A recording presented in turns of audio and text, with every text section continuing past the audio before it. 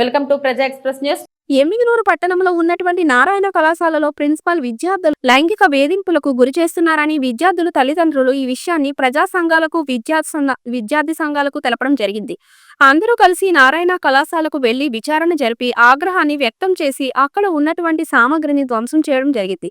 ఈ సందర్భంగా తల్లిదండ్రులు national anti corruption Vasundharadevi, Ismail, MPJ Khadeer, విద్యార్థి సంఘాల నాయకులు USFI Uday, BC, SC, ST, minority విద్యార్థి సమాఖ్య శేఖర్, ఎస్ఎఫ్ఐ విజయ్, ఆర్యుఎస్ఎఫ్ రఘు నాయకులు మాట్లాడుతూ మైనర్ విద్యార్థులపై లైంగిక వేధింపులకు గురి చేయడం అంటే చాలా సిగ్గుచేటని, విద్యాబుద్ధులు నేర్పాల్సినటువంటి వారే విద్యార్థులపై ఇలాంటి లైంగిక వేధింపులు చేయడం బాధాకరమని, వెలుగులోకి వచ్చినటువంటి కోణాలు ఇవి అయితే వెలుగులోకి రానటువంటి ఇంకెన్నో విద్యార్థులు ఎంత మానసిక శోభ గురి కావడం జరుగుతుందని తలుచుకుంటే భయం వేస్తుందని, తల్లిదండ్రులు మేము పడిన కష్టాలు మా పిల్లలు పడకూడదని వేలకు వేలు ఫీజులు కట్టడం జరుగుతుంది. కానీ కళాశాల యాజమాన్యం మాత్రం కరుడుగట్టిన రాక్షసుల ప్రవర్తించడం తగదని, అదే విధంగా విద్యార్థులను ప్రాక్టికల్ మార్కులు వేస్తామని విద్యార్థుల బలహీనతను ఆసరా చేసుకుని లైంగిక వేధింపులకు చేయడం బాధాకరమన్నారు.